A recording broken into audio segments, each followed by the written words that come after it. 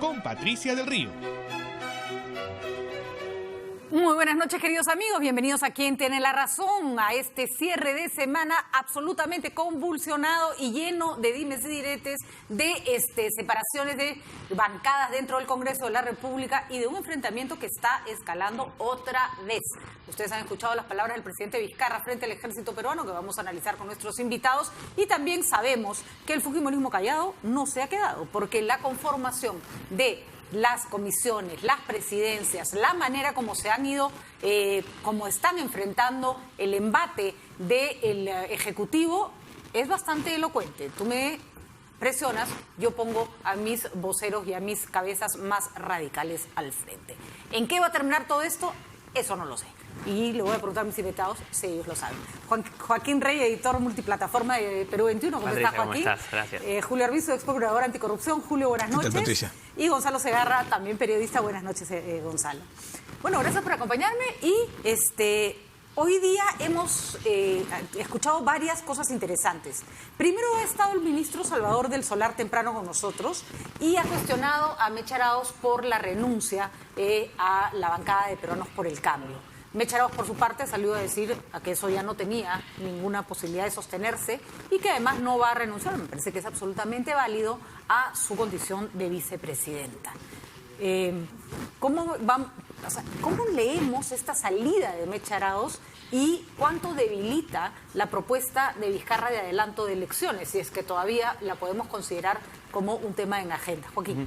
Bueno, para empezar, yo apuntaría que en realidad el Ejecutivo no puede sorprenderse tanto, porque la verdad es que yo creo que el trato que han tenido para con Mercedes Arauz no ha sido el mejor, ¿no? No. El hecho de que ella se entere, por ejemplo, del proyecto de adelanto de elecciones, ella sentada en el Pleno junto a todos los ministros, ella, bueno, efectivamente no es parte del Consejo de Ministros, no tendría que haber estado en el Consejo que se tomó esa decisión, pero está directamente involucrada, porque su mandato también se recortaría. Yo creo que lo mínimo hubiera sido contar con o por lo menos avisarle de antemano. ¿Qué tal 5 minutos antes de entrar, no? Por si Por lo acaso, menos, Mecha, ¿no? el presidente va a anunciar esto. O sea, Tocar en el mínimo pleno, de cortesía. Ahora, no vendría mal. También ella quizá ha podido renunciar antes. El momento en que se hace, justo cuando se están recomponiendo las comisiones, también llama la atención, digamos, ¿no? Hay una oportunidad ahí. Y la verdad es que yo no sé, finalmente, la reacción de la bancada, de completar, de tratar de llenar, mantenerse como bancada, llamando a Yesenia Ponce, me parece, la verdad, terrible. Le creo a Salvador del Solar cuando dice que el Ejecutivo no fue consultado, porque si te consultan eso, lo primero que tienes que decir es no. O sea, no hay forma. Por mantener una comisión no podemos hacer eso, porque además ha desvirtuado todo el discurso de lucha anticorrupción de Vizcarra. Y esa es la parte más complicada, que la señora Yesenia Ponce esté sentada más aquí o más allá. Yo creo que no va a hacer mayor diferencia en el Congreso. A ver, por favor, Gonzalo, Patricia, tu visión de los hechos. Cuando ganó PPK en el 2016, una de las cosas que yo apuntaba con cierta ironía era que no es natural, no es normal en ninguna democracia representativa que un gobierno cualquiera tenga más ministros que congresistas. Entonces, así comenzó este gobierno. Lo que hay ahora, y eso nos... O sea, tenía 19 ministros, 18 congresistas. Eso en ninguna parte del mundo, ¿no? Y hoy día lo que pasó fue que ya dejaba de tener bancada y entonces tuvo que venir Yesenia Ponce a salvarlo. Entonces, el tema de fondo, más allá de la cosa anecdótica que es entre para reírse y para llorar, es que hay una absoluta entropía, ¿no? Una desintegración. Vamos a decirlo así, replana. Un desmadre es lo que encontramos. Un desmadre. O sea, de verdad que es... ¿No? Entonces, todo está concatenado, es lo que te quiero decir, ¿no? Entonces, Sí. Un ejecutivo que no tiene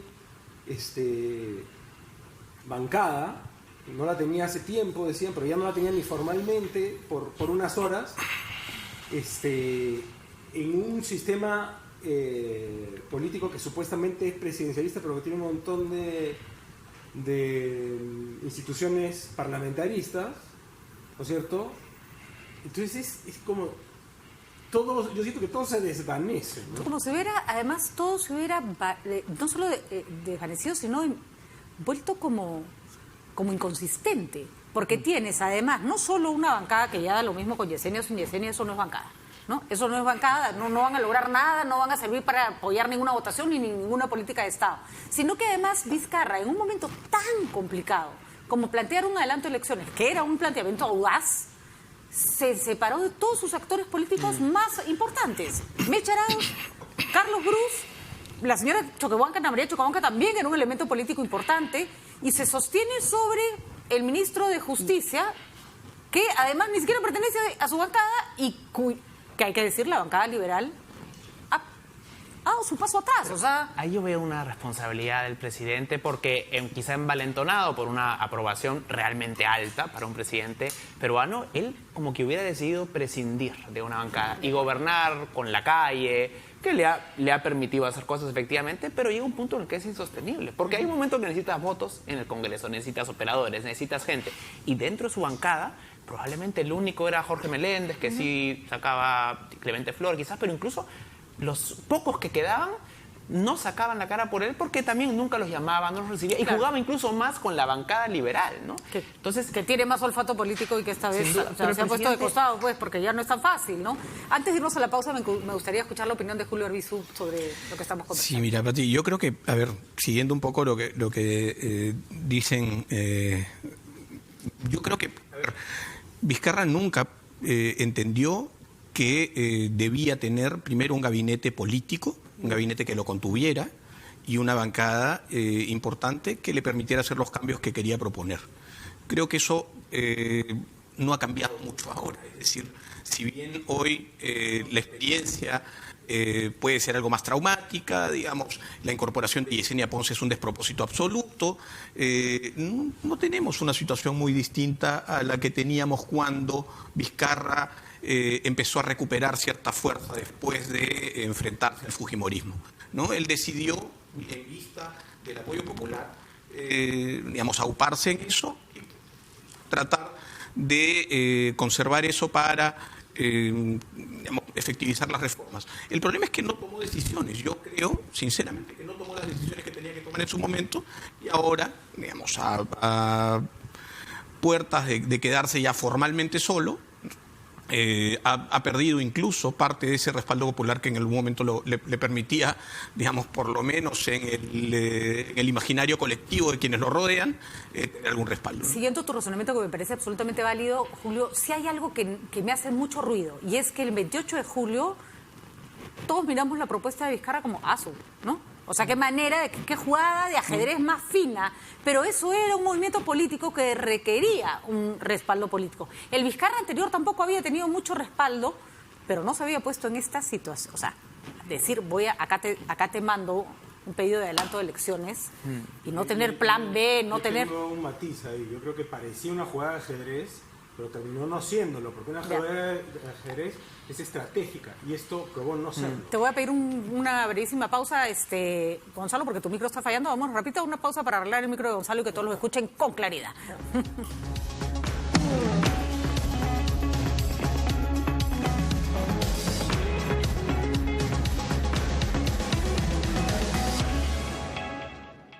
Un día como hoy llega gracias a Universidad Continental, la universidad de la Cuarta Revolución Industrial, con el ecosistema digital más completo para el aprendizaje.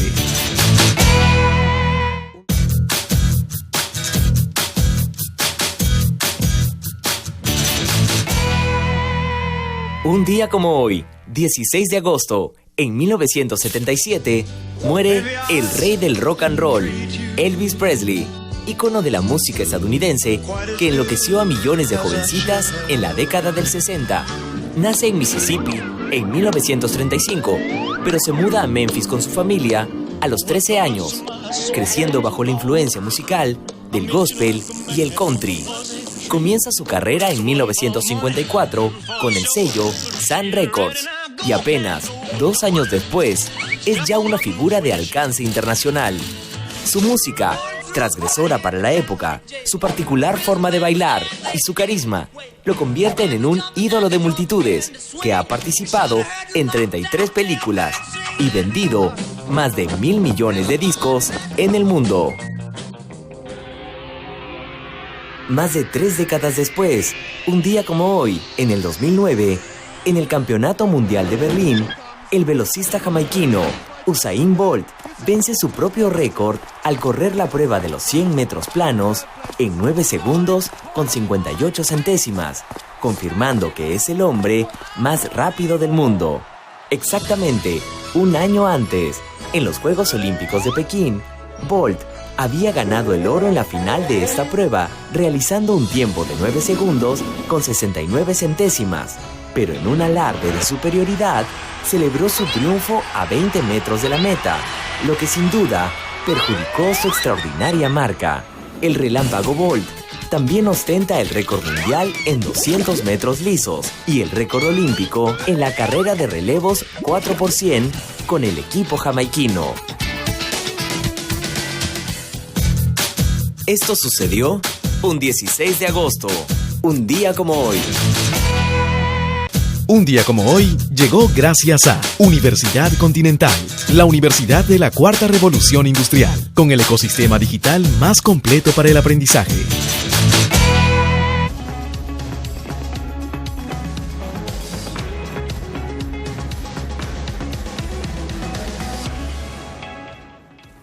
Habíamos interrumpido a Gonzalo Segarra porque estaba con problemas en el audio, pero ya lo tenemos todo resuelto. Y Gonzalo, estábamos conversando en esta breve pausa un tema que me parece interesante analizar. Vizcarra no ha perdido probablemente en términos de apoyo popular mucho, pero algo debe haber caído. Ha perdido el apoyo de determinado sector de opinión pública, influyente, que consideraba que estaba bien, que era una buena manera de llevar el Perú adelante hasta el 2021. Y ha perdido una cosa muy fuerte, ha perdido su caudal político o su activo político más importante, que era su palabra. Uno sentía que cuando Vizcarra decía algo, lo decía con sinceridad. Y los audios han mellado algo muy fuerte en su imagen, ¿no? O sea, lo que yo creo es que, por eso te decía, no ha sido muy estratégico, porque si te das cuenta, digamos, les ha dado a sus enemigos, o aparte de sus enemigos, pretextos para la situación en la que estamos. Entonces, al final lo que yo siento es que los que deben estar felices son los radicales de uno y otro lado. Encantados. Porque lo que ha perdido el presidente es el apoyo de los moderados, por llamarlo de alguna manera. El hecho de que Fujimorismo saque de la Comisión Permanente a Úrsula Letona, Miki Torres y Aramayo y deje a Becerril es un clarísimo ejemplo que por dónde va la apuesta, ¿no? No solo deje a Becerril, sino deje a Rosa Bartra y ponga a Tamara Arimborgo en educación.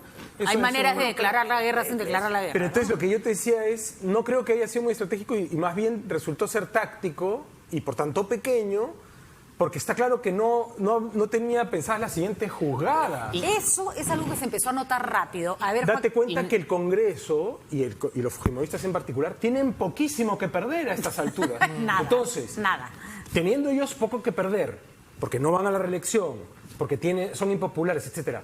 Porque Keiko está presa. Se expone a esta torpeza. Yo le decía el otro día a Joaquín, primero, no debió ir a esa reunión. Segundo, si va, ¿cómo se puede dejar grabar? Tercero, ¿qué cree? ¿Que estaba hablando con sus patas, con sus amigos? No, estaba hablando con sus enemigos. Están sus enemigos que le filtraron el audio. Y mira la situación en la que lo han puesto. Y ahora él parece, por sus declaraciones de hoy, que se está poniendo también por primera vez yo empiezo a prestarle oídos a quienes dicen que el presidente se está poniendo plebiscitario.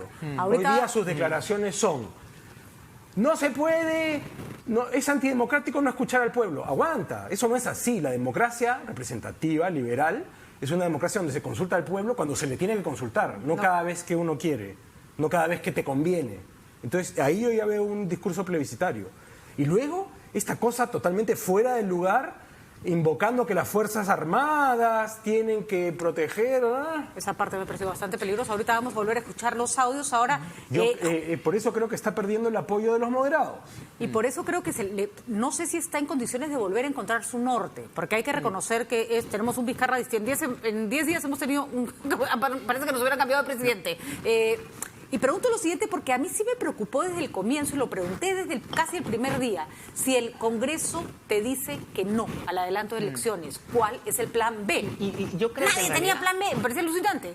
Lo que creo que yo rescato lo que dice Gonzalo de que Vizcarra es buen táctico en un juego de una movida, pero me parece que no se pone en las movidas siguientes. Lo hemos visto también cuando él plantea la cuestión de confianza inicial. Claro, yo no creo que él se puso en la posición, ¿qué hago si me desvirtúan los proyectos? Voy a estar listo para cerrar el Congreso, voy a bajar la cabeza y luego, enfrentar esa situación, busca una nueva solución, que fue el adelanto de elecciones. Pero creo que en ese momento no pensó, ¿qué hago si es que no consigo los votos, si me quieren vacar? Entonces, está permanentemente buscando salidas que son efectistas, que se ven bien ante la tribuna, pero no configura una estrategia de largo plazo, ¿no? Y lo que está llevando finalmente es a subidas muy breves, muy efímeras de popularidad, pero yo estoy seguro que si tú haces una encuesta esta semana, hace una semana estaba en 60, ¿no?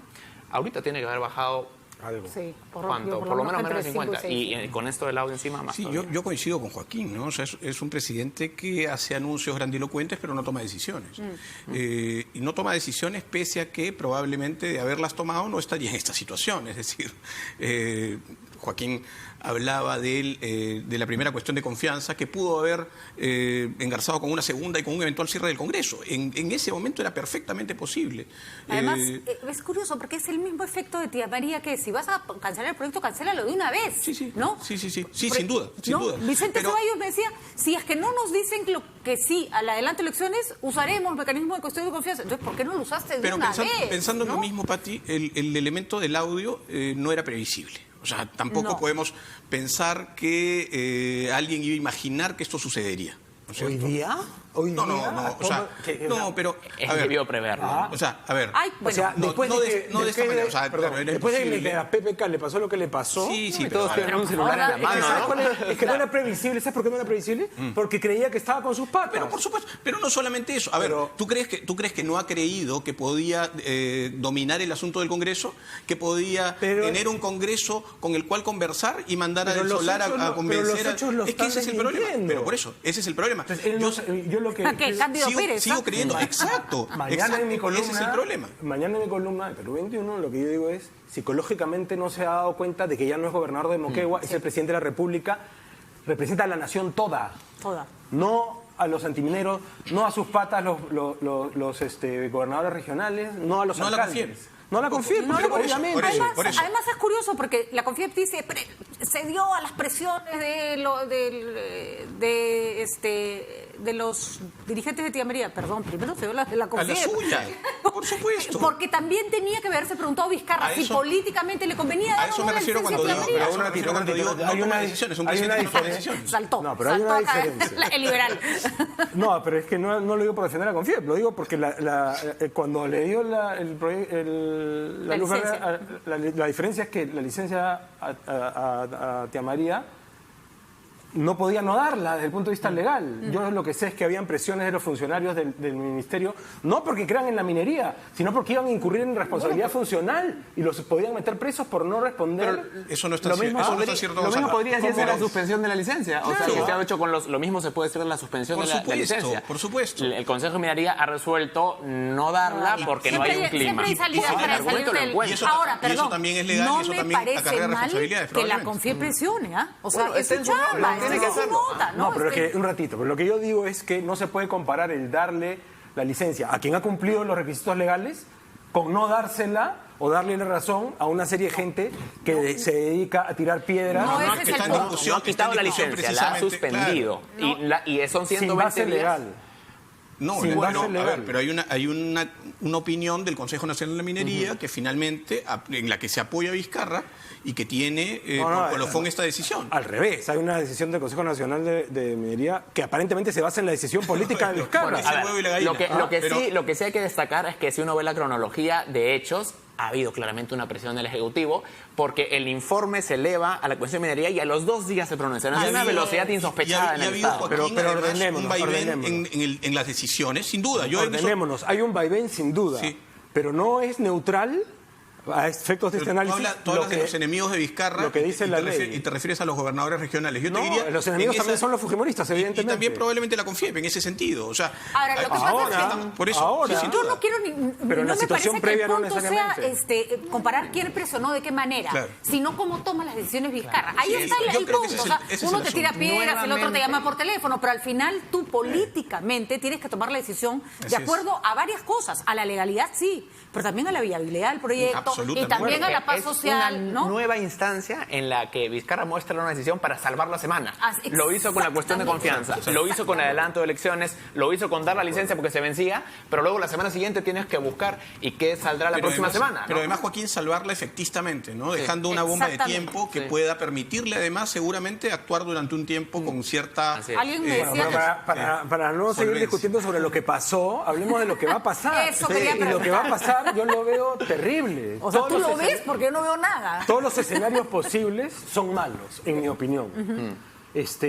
Un escenario es que el presidente vaya por la cuestión de confianza y ahí tiene dos motivos, dos posibilidades. O una cosa medio discutible como la que intentó hacer con que yo interpreto si me dice la confianza o no, que para mí es inaceptable.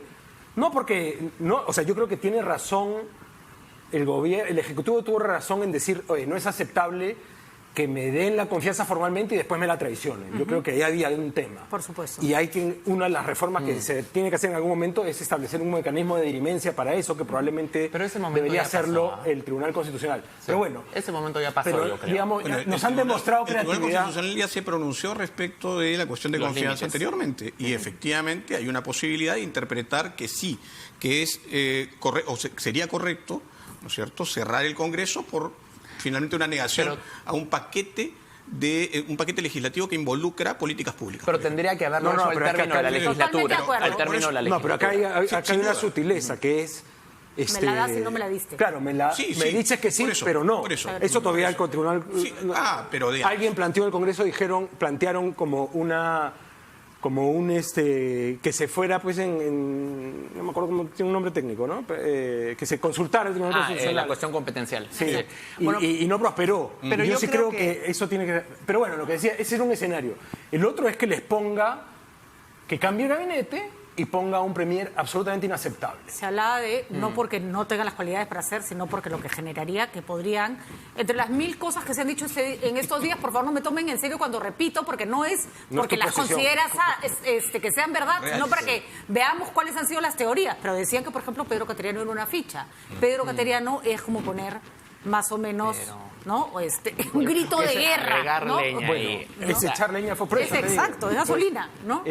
Con todo el Pero yo respeto creo que me que hay merece un Pedro, ¿no? escenario No. que yo creía que al que no íbamos a llegar, pero creo que cada vez es más posible, que es que le nieguen en el Congreso, que no le aprueben el proyecto de adelanto de elecciones por Que mayoría no simple en el se lo Congreso, van a- es que Eso parece que yo no. te diría, Y yo ya lo daría por Ya fue, Y yo- de eso hecho, ya yo fue. decía, y yo pensaba, bueno, pero no va a cerrar el Congreso haciendo uso de la facultad.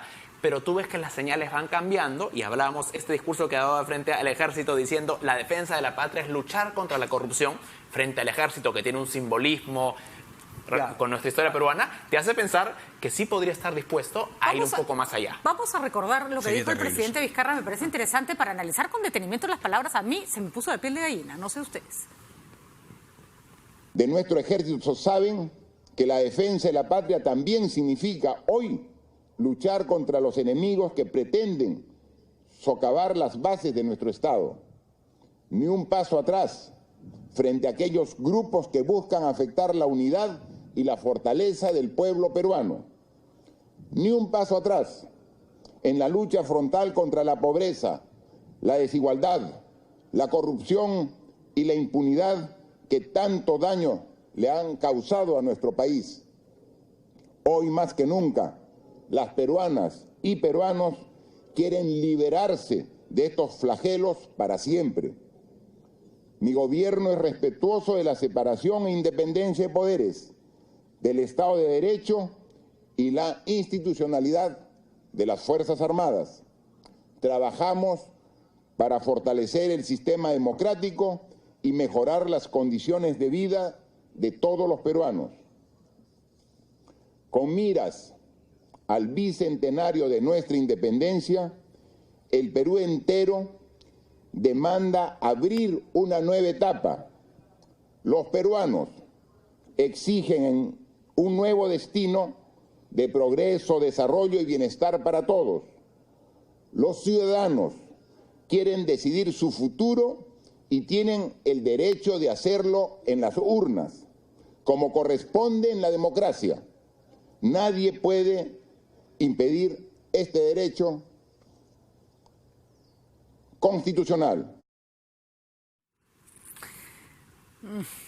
¿Está al borde?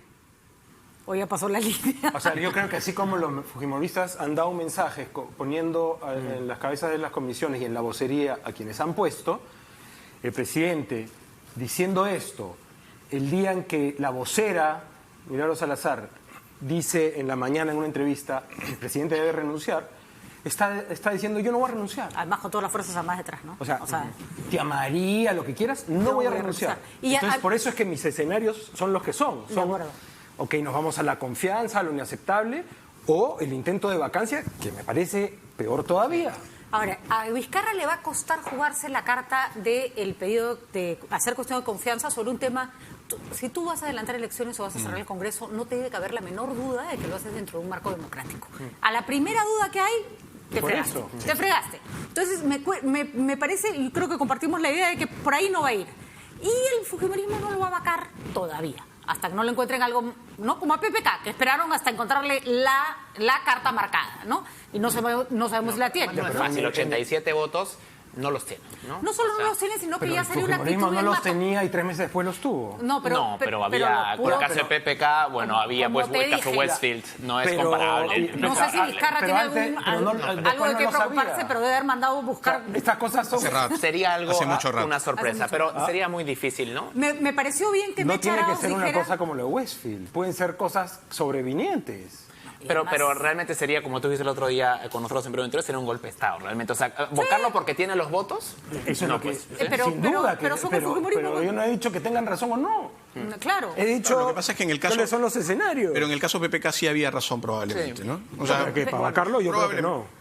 Bueno, esa es otra discusión. Es una discusión que no viene al caso. Pero en todo caso había más argumentos para vacar a PPK en su momento que los que hay ahora para hacerle ese daño a Vizcarra, o sea, a Vizcarra que sería... No, porque además una segunda vacancia es más rochosa para los que la promueven. ¿Sabes qué? Ya no creo que lo hagan, porque finalmente las elecciones, sean en el 2020 o en el 21, están cerca. Están demasiado y a quien quiera vacar a Vizcarra le va a pasar factura a la gente. Entonces, Julio Arbizu nos tiene la tercera respuesta. No lo vacan, no se cierra el Congreso, pero es un juego de trivia. Nos quedamos como hasta el 2021. O sea, ¿cuál es? Porque qué flojera. O sea, tener que estamparnos todos los días este pleitazo entre el Parlamento y el Ejecutivo mientras el país necesita avanzar, no es un escenario agradable. No lo es, pero hay que recordar que esto no es reciente. Si bien esto se ha agravado en las últimas semanas, esto tiene un buen tiempo ya, que yo diría incluso desde que Vizcarra se sacudió del fujimorismo parlamentario y el fujimorismo parlamentario reaccionó como reaccionó, ¿no? Hizo pesar su mayoría y hoy hace pesar básicamente entre otras cosas, su alianza con ciertas organizaciones criminales, se impone frente a las necesidades de reforma y por supuesto aprovecha las equivocaciones del presidente. Yo creo que coincido con Gonzalo y Joaquín en que no va a haber muchas sorpresas. No creo que haya, por un lado, el uso del mecanismo de la confianza ni una vacancia en ciernes. Nadie quiere parecer el dictador, pues. Eso no va a pasar. El problema es que eso nos va a mantener en un statu quo muy pero complejo. Quizá ¿no? esa es una salida que están las dos partes buscando, ¿no? Como sabiendo que el descalabro de todos es muy probable, de repente este tema de la vacancia se usa para meter un poco de bulla y patear un poco el debate del adelanto de elecciones hasta un punto en que ya el calendario no dé. Pero está clarísimo, ¿no? Porque si se dan 2 ajustado. semanas de representación, ¿no? Ahora, hay un... O sea, como que un presidente, después de que planteó el adelanto de elecciones, o sea, lo que los gringos llaman el pato rengo, ¿no? Ya es pato rengo el presidente, nos guste o no, nos caiga bien o no, al margen de tía María, todo lo que quieras. Una vez que plantea yo me voy en un año, ya es pato rengo. Así es, si no te fuiste, es como, claro. ¿Y no te vas? ¿Te vas a quedar 2 años? Así es como la pareja que amenaza con dejarte y no te deja. Pues todos los escenarios que yo veo hoy como posibles son malos. Ahora, de corto yo plazo. hablaba hace unas semanas de algo así como mi teoría de Mary Poppins, porque por naive, pues, ¿no? Y yo decía... Pero hay que tratar de tener, aunque sea un escenario, un poco más agradable. Y yo pensaba, finalmente tenemos en la presidencia del Congreso a Pedro Lechea, que con sus más y sus menos no es pues precisamente lo más rabioso del fujimorismo ni nada que se le parezca. Salvador del Solar en el Primerato también es una persona que puede consensuar. Y hoy mi teoría de Mary Poppins, pero que por ejemplo ayer acogía no acogía, también ha salido de ellos, Juan Cheput, que es, no hay tutía, o sea que ya no hay más para la confrontación, una agenda conjunta pero con deadline. O sea, si para tal fecha no nos hemos puesto de acuerdo, todo el mundo se larga su casa en 5 minutos. O sea, ¿y de verdad le dejamos la presidencia al presidente del Congreso? Yo todo el mundo es todo el mundo. ¿Ah? Yo no coincido pero la vicepresidenta no va a... Yo sinceramente no coincido contigo en que la Echea es inocuo ni mucho menos. Yo creo que es un... Tampoco voy a de acuerdo, tan naif, pero más allá de lo que más allá que nos caiga o no, igual es un presidente. No es que me caiga. O sea, pero es un presidente de 8 meses, no puede, tiene que convocar elecciones, no puede quedarse los 2 años. Pero yo creo que ese es tener un ninguna escenario templanza, ¿no? Es un escenario creo que negado, porque Mercedes Arauz ha sido muy clara en que ella no piensa renunciar, ¿no? Entonces, pero que tampoco piensa quedarse si es que vacan a Vizcarra, ¿no? Bueno, está en contra de la vacancia. Eso lo ha dicho. No, ha dicho que está en contra de la vacancia. No. Ayer dijo efectivamente que si la razón era inconstitucional, ella se iba con Vizcarra. Eso dijo ayer. Ahora, ¿qué cosa considera? Bueno, pero... Entonces, ¿no ven ustedes la posibilidad de que esto se lleve mínimamente en paz hasta el 2021? Es que para mí eso sería lo ideal. Y eso, pero eso supone... eso supone concesiones recíprocas. O sea, por ejemplo, claro, el problema es que el Congreso, dominado por los fujimoristas, ha quedado tan descolocado que tiene muy poco que perder. Por tanto, en un escenario de colaboración tiene muy poco que ganar. Y una de las cosas que podría ganar es evitarle a Vizcarra el referéndum, porque el referéndum fortalece a Vizcarra y los debilita a ellos. Entonces, una salida más o menos consensuada, que tampoco la propongo yo, le he leído, se le ha leído a alguien, es esto de que adelanten las 2 legislaturas, se ahorren el referéndum y digan, bueno, y con alguna serie más de concesiones recíprocas, ¿no? Pero yo hoy día... la Constitución, dices tú. Sí. No, para y recortar el mandato. Lo que podrían hacer es hacer 2 legislaturas, mayoría calificada en las 2 y no ir a referéndum. Por eso, para recortar el mandato. Sí, pero ellos no se quieren ir. Idealmente, eso no va a pasar. O sea, eso no es que eso no va a pasar. Yo creo que el fujimorismo no quiere recortar el mandato. No, además hoy día tiene una excusa perfecta, porque dicen... Yo creo que no quieren, pero digo, si se tratara de una salida... La muestra más clara de que esto no va a suceder es que el presidente... Tu teoría es más Mary Poppins que la mía. El presidente tampoco va a renunciar. Pero la muestra más clara de que eso no va a pasar es que han puesto a Milagros Salazar como vocera, Beteta sigue como vicepresidenta, Barta sigue en Constitución y a Arimborgo en Educación. O sea, lo más recalcitrante... Arimborgo es como un misil, ¿no? Un misil en tu placar. Pero estábamos en el supuesto que decía Pati de que los congresistas o que las 2 partes se dieran cuenta de que esto ya no da más para la confrontación. Entonces... Pero que se queden hasta el 2021 sin sacarse las mechas. O sea, hasta ahí soy de naif, ¿no? Hasta ahí puedo llegar con mi argumento Mary Poppins. Bueno, pero ¿qué pasaría en el escenario de un referéndum que va a ser apoyado evidentemente por la... ¿Qué pasa? Pero es que no pueden hacer el referéndum si primero no tienen las 66 votos en primera... Y no los tienen. No puede. Pero a ver, digamos, ese sería un indicador. Por eso yo creo que como estratégicamente para el fujimorismo, llegar al referéndum es lo peor que les podría pasar. Exacto. Porque el respaldo popular que le va a dar la propuesta de elecciones va a aplastar al ¿Quién va al referéndum? El fujimorismo no. El APRA ni muerto. Mecha Arauz y su gente no los veo porque vayan a ir por ese camino.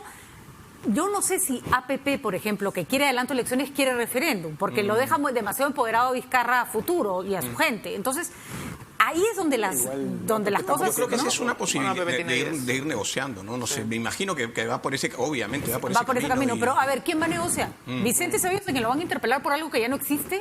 ¿Por una persona que se fugó y que ya recapturaron? Sí. La interpelación a Ceballos es un nivel de necedad. O sea, es Arimborgo.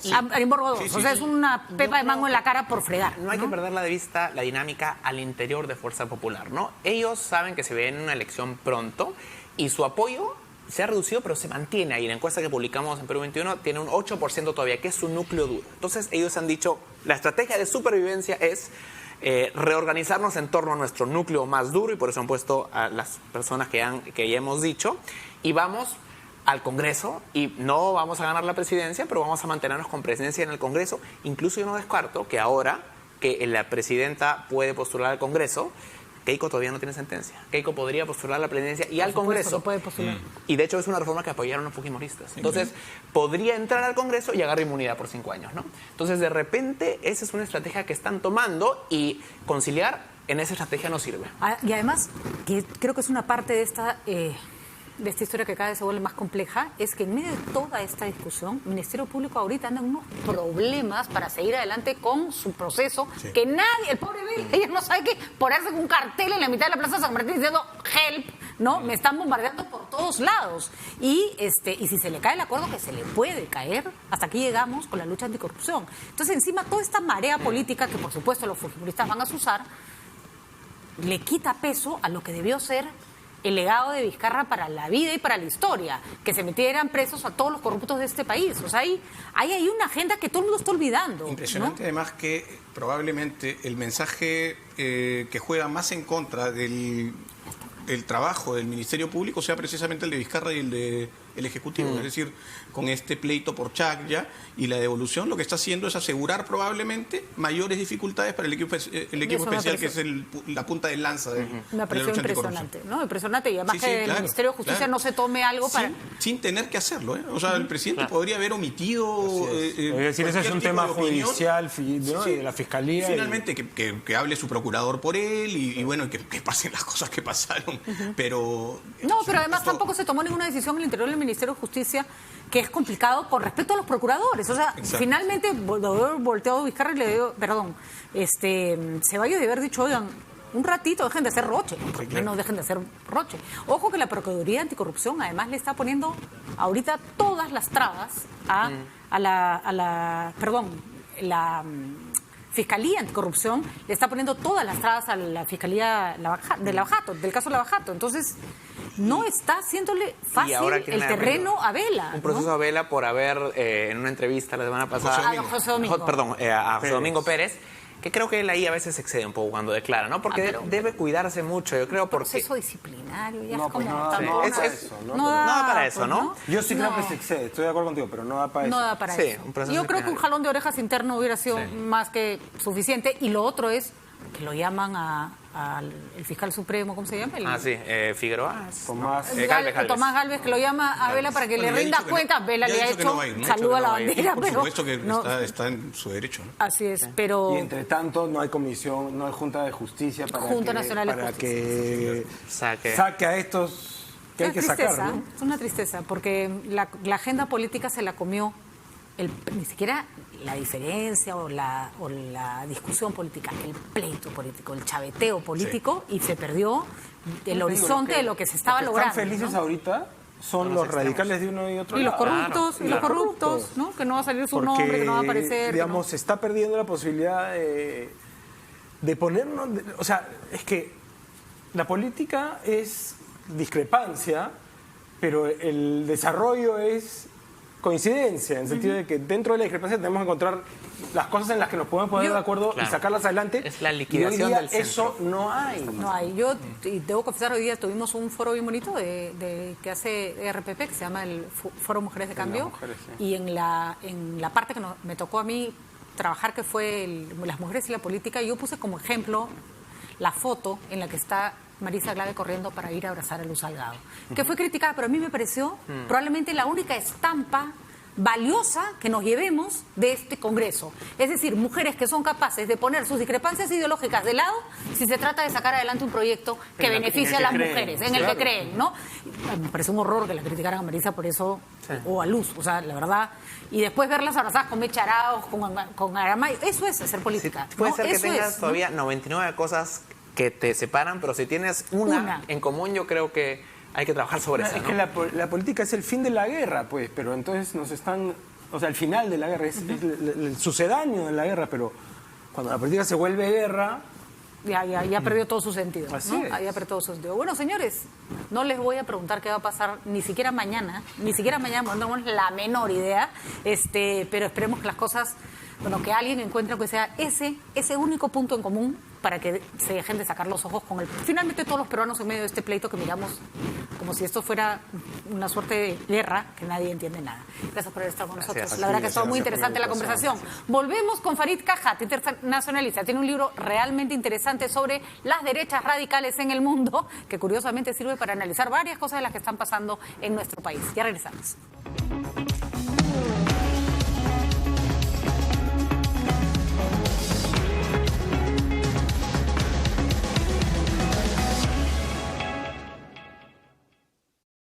En el Perú, 3 de cada 4 mujeres trabajan en la informalidad, con un sueldo promedio de 715 soles, mucho menor a una remuneración mínima vital. Además, ellas dedican hasta 39 horas semanales en labores del hogar no remuneradas, a diferencia de los hombres que solo invierten 15 horas en este tipo de actividades. Es por ello que RPP presenta el segundo foro Mujeres de Cambio. Por una economía que empodere a la mujer peruana. Mujeres de Cambio es organizado por RPP, con el apoyo de Coca-Cola y Arca Continental Linley.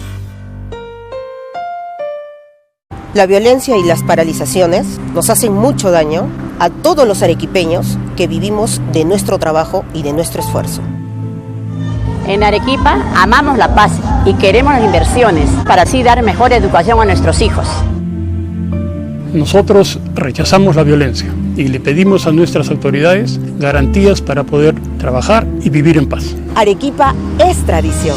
Arequipa es cariño. Arequipa es hospitalidad.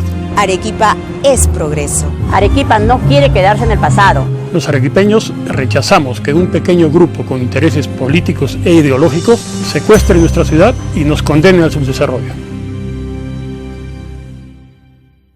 Caja Arequipa, 33 años al servicio de los microempresarios. 33 años de éxitos y logros de la mano de nuestros clientes. Hoy estamos en todo el Perú para seguir siendo el aliado financiero de los emprendedores. Caja Arequipa, impulsando tu bienestar.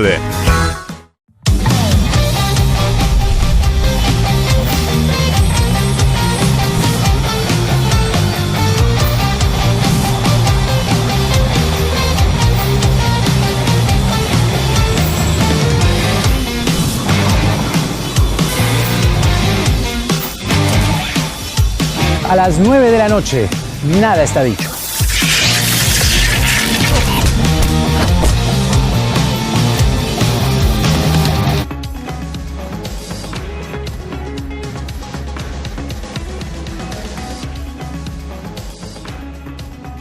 Farid Cajat es internacionalista, es para mí el especialista que más claridad tiene para explicar lo que pasa en el mundo, que siempre es una mirada bastante más compleja, y ha publicado este título, El Eterno Retorno, un libro que nos ayuda a entender a la derecha radical en el mundo contemporáneo, esa que personifica en Latinoamérica Bolsonaro y que en otras partes del mundo está personificada en Estados Unidos por Trump, y en Europa hay varios personajes bastante más radicales de los que creemos. Farid Cajat hace un análisis en el que nos va a introducir ahora para tratar de entender esto que, hay que decirlo con todas sus letras, da miedo.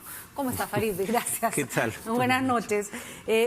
Primero, felicitarte yo siempre felicito a los académicos que hacen el esfuerzo, que tú lo haces todas las semanas en el Diario del Comercio, además de poner en fácil lo que a veces es un discurso bastante cerrado para los que no somos internacionalistas. Y haces una cosa muy interesante, y es explicar más o menos en qué momento se marca el inicio por la preocupación de estos partidos de derecha extrema, que lo sitúas en el año 2000, en el momento en que se le hace una especie de bloqueo a Austria para que no existan partidos de ultraderecha, y en el 2017... ya la cosa se la coalición de gobierno, claro. ¿No? Ya la cosa es inmanejable. Sí. 17 años, el tiempo para la historia de la política internacional es corto, y la proliferación del fenómeno en sociedades tan distintas es desconcertante. No te voy a preguntar que expliques eso, porque justamente esas son las grandes preguntas de tu libro, pero vamos, ¿cuáles son más o menos las aristas para tratar de ver lo que está ocurriendo ahorita? A ver, ¿qué tienen todos en común? Primero, nacionalismo étnico.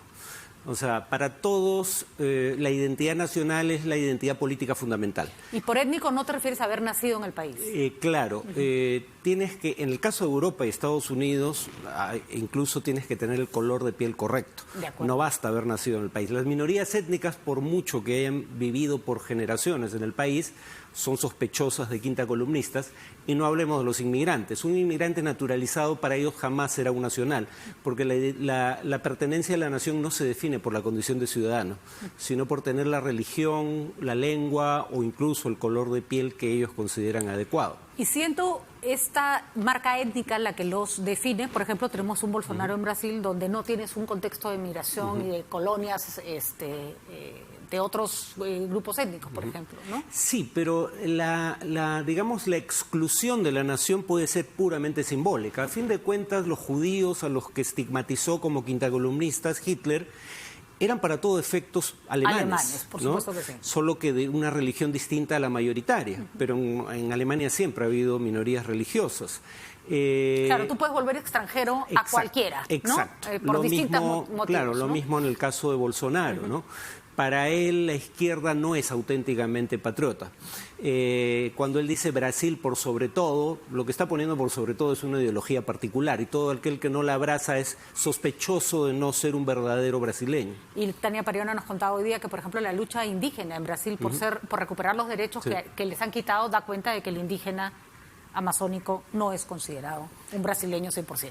¿No? Sí, y su lucha no es una lucha solo de ellos. El Amazonas es el principal bosque tropical del mundo y es fundamental en la lucha contra el cambio climático. Lo que hace Bolsonaro en esa materia no solo afecta a Brasil. Así es. Decías, la etnicidad es una de las primeras cosas que tienen en común. Segundo factor.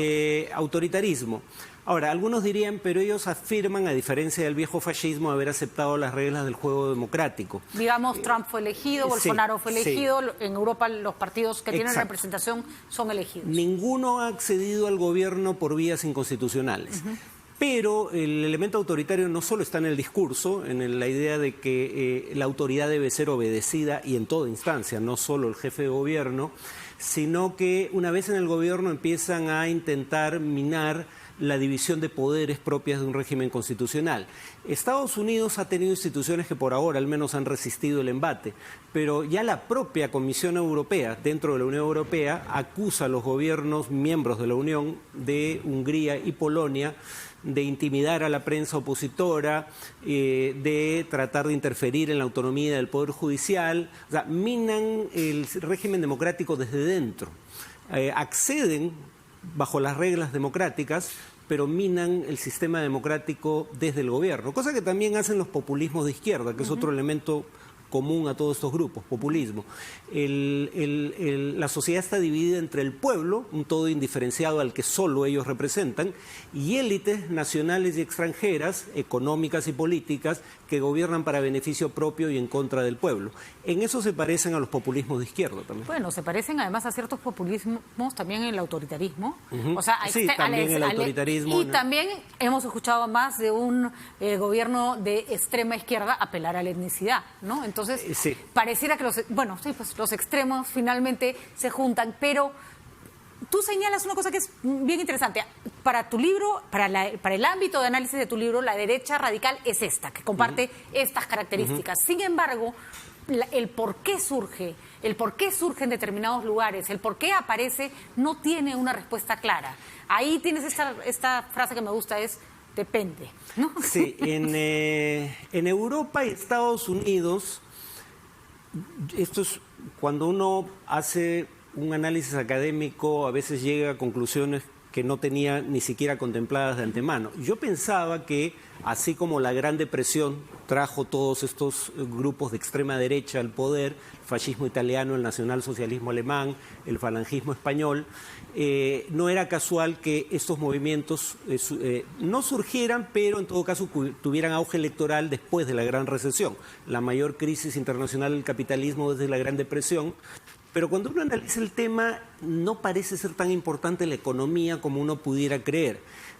Hay un tema, digamos, cultural que tiene que ver con la sensación de alienación que surge con la presencia creciente de inmigrantes y de minorías étnicas, dependiendo del caso, y su representación creciente en el proceso político. Sobre todo, diría, en Estados Unidos, pero también en Europa, ¿no? Los blancos, digamos, que hasta hace unos años podían aspirar a tener un trabajo bien remunerado, con permanencia a largo plazo hasta la jubilación, sin necesidad de un título de educación superior, de pronto ya no tienen esa posibilidad. Y empiezan a culpar, en parte por efecto del discurso de la derecha radical, sobre todo a los inmigrantes como aquellos que los han desplazado, y empiezan a sentirse extraños en su propio país. Para Europa y Estados Unidos ese es un elemento importante a juzgar por los análisis estadísticos y en general académicos. Te hago una pregunta porque no puedo evitar la curiosidad. ¿Encuentras una representación, aunque sea incipiente, de esa derecha radical en el Perú en estos momentos? La paradoja es que ideológicamente claramente tiene cobijo dentro del fujimorismo, ¿no? Porque uno de los elementos de esta derecha radical en América Latina y en Estados Unidos es más un fenómeno de este hemisferio que de Europa, o digamos, más del hemisferio occidental, es la presencia de grupos evangélicos, sobre todo neopentecostales. Y hago la tingencia de que no todos los grupos evangélicos son parte de este movimiento. Pero, por ejemplo, Tamara Arimborgo tiene una ideología muy similar a esta, pero la diferencia fundamental ahí es que, digamos, quien había suscitado el rechazo popular por la forma en que habían gobernado el país, en el caso de Brasil era la izquierda fundamentalmente. Acá, si acaso, es al revés. Acá la izquierda más bien ha sido relativamente menor. En la última elección la disputa fue entre dos fuerzas que podrían considerarse de derecha. Así es. Una derecha más liberal y una más conservadora, y ambas parecen haber caído en descrédito. Además, Entonces, el factor, por ejemplo, etnicidad en un país como el nuestro es complicadísimo. Sí, y además acá quien reivindica eso más bien lo hace desde discursos que mal que bien podrían verse más asociados a la izquierda, como el etnocacerismo. Exactamente. Antauro tiene un discurso de etnicidad que no me lo imagino enarbolando a la derecha, ¿no? No de la manera en que lo hace él, Así porque es. un discurso de supremacía blanca en el Perú, un país donde los blancos son una pequeña minoría, sea como sea que se les defina, no tendría mucho sentido políticamente. Y un discurso de supremacía indígena, peruano, digamos, no occidentalizado, no tiene asidero para una derecha, ¿no? Pero sí para un proyecto autoritario de Para izquierda eso sí. o de derecha. Sí. En el caso y además en el caso del etnocacerismo, el elemento del nacionalismo étnico está presente. Fuertísimo. El autoritarismo. Y entonces hay algunos, y la xenofobia en alguna medida, ¿no? Así es. Curioso, porque lo más parecido a la derecha radical que tenemos en el Perú es la izquierda radical. Sí, bueno, y el fujimorismo, pero como digo, el tema es que el fujimorismo acá es percibido como parte del problema, no como una potencial solución. Muy bien, Farid, interesantísimo, El eterno retorno.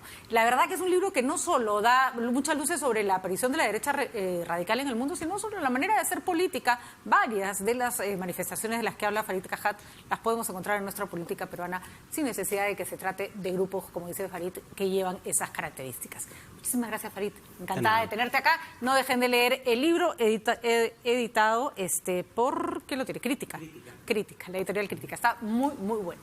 Gracias por acompañarnos, Tati Alemán, ya está lista para las noticias de las 8.